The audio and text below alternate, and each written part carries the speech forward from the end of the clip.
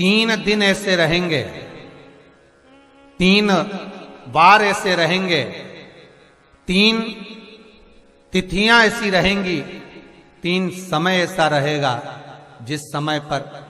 तेरे द्वारा निर्मित शूल को भी शिव धारण करेगा और जगत का कल्याण करेगा। 3 दिन, 3 तिथियां, 3 बार, 3 नक्षत्र, 3 घड़ी, 3 पल।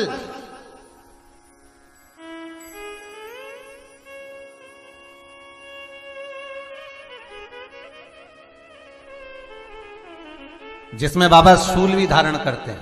और शूल अकेले धारण नहीं करते महाराज। जो धतूरा होता है ना, दर्शन करें धतूरे के, कांटे कांटे सा होता है धतूरा, तो वो धतूरे के साथ में बाबा शूल धारण करते हैं, बेलपत्री के शूल को। ये बहुत बहुत आनंदमय कथा है महाराज जी। जिसके जीवन में हमेशा कांटे ही मिले हैं। बेटी बड़ी हुई तो घर में मायके में दुख देखा, और मायके से गई ससुराल में तो ससुराल में दुख देखा। ससुराल में भी दुख देखने के बाद में भी पति को बहुत कुछ काम खुलवाया, बहुत धंधे खुलवाए, नौकरी लगवाई, पर वो पति बार बार छोड़ कर आ गया, बार बार तकलीफ भोग रहा है, बार बार कष्ट भोग रहा है। फिर थोड़े दिन काम करता है, थोड़े दिन छूट जाता है, फिर व्यापार में बढ़ता है, फिर छूट जाता है, फिर कोई दुकान खुलवाई, थोड़े दिन अच्छी चली, फिर वापस वहीं घर पर आकर बैठ गया। अर्थात उसके जीवन में वो शूलता चल रही है। तो बाबा देवाधिदेव महादेव कहते हैं, ये 3 घड़ी, 3 पल, 3 नक्षत्र, 3 समय, 3 दिन में जो शूल मुझे समर्पित करता है, उसके जीवन से मैं शूल हटा देता हूं। वो 3 दिन लिखे स्कंद पुराण।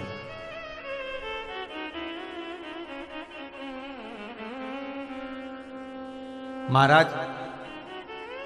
बैसाख महीने में जो प्रदोष आती है, बैसाख के महीने में बहुत ध्यान से सुनना भाई, जो अपनी जिंदगी से बहुत तंग आ गए हो, परेशान हो गए हो, कष्टमय जीवन जी रहे हो, बहुत दुखी हो गए हो, उनके लिए ये स्कंद पुराण का चरित्र फिर मिले ना मिले, आप प्रेम से सुन लो भाव से। पहला, बैसाख महीने की प्रदोष, चाहे वो शनिचरी प्रदोष हो, चाहे रविवार की हो, सोमवार की हो, मंगल की हो, बुधवार की हो, गुरुवार की हो, शुक्रवार की हो, शनिवार की हो, कोई भी वार की हो, पर बैसाख महीने की प्रदोष, प्रदोष काल में शाम का समय सूर्य डूब रहा हो, बस डूबा ही हो,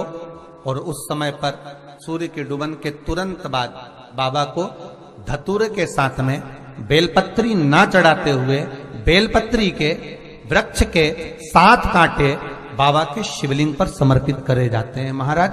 अपनी जिंदगी में अड़चनों को हटाने के लिए। फिर आप जिस व्यापार में उतरे, जिस व्यवसाय में उतरे, जिस नौकरी में उतरे, आप दिल से करें,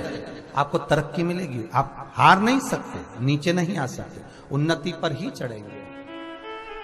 एक वैशाख मास की प्रदोष। दूसरा, शिवरात्रि के दिन मध्याह्न का समय महाराज, जो बड़ी शिवरात्रि होती है माघ की, बड़ी शिवरात्रि के अंतर्गत मध्याह्न का समय, दोपहर के ठीक 12 बजे, चाहे फिर वो कोई भी दिन हो महाराज, शिवरात्रि जिस दिन पड़ रही हो,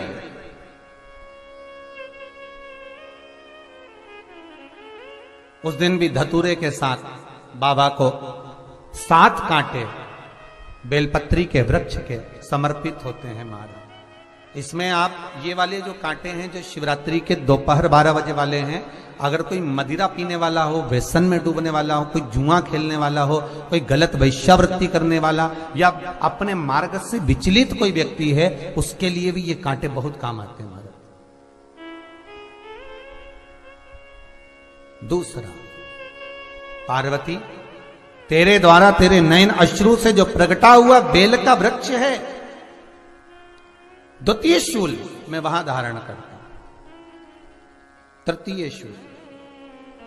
तीसरा शूल जो वर्णन करा गया महाराज, भगवान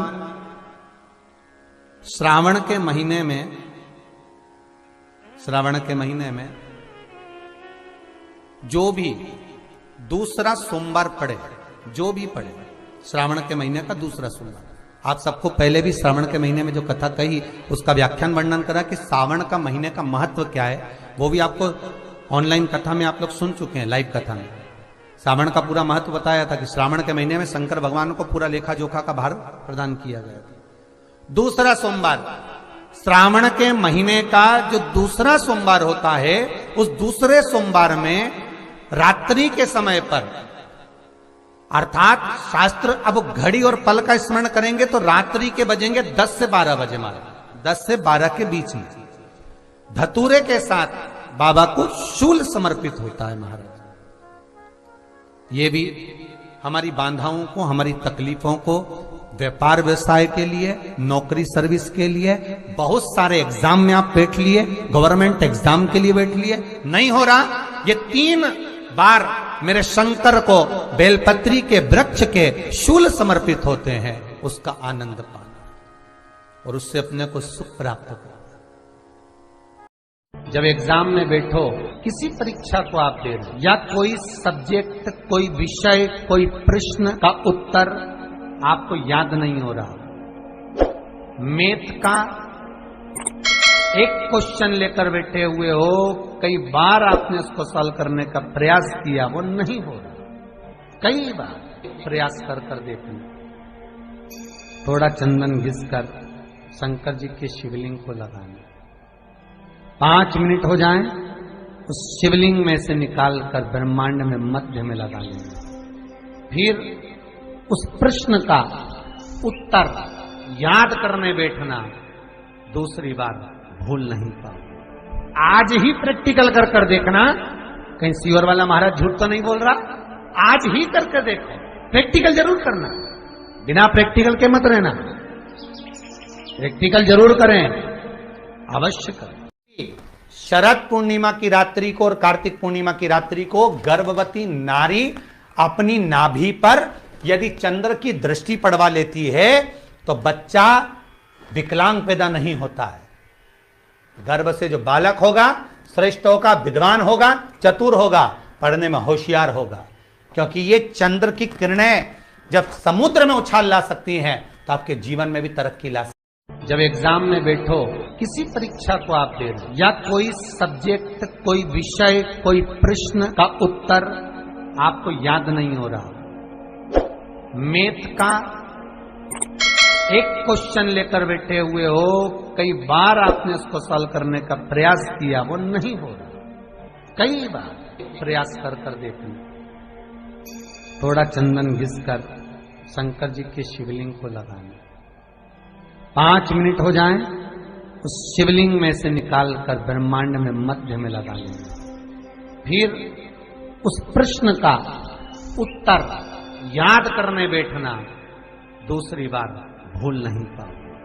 आज ही प्रैक्टिकल कर कर देखना, कहीं सीवर वाला महाराज झूठ तो नहीं बोल रहा, आज ही करके देखो, प्रैक्टिकल जरूर करना, बिना प्रैक्टिकल के मत रहना, प्रैक्टिकल जरूर करें, अवश्य करें।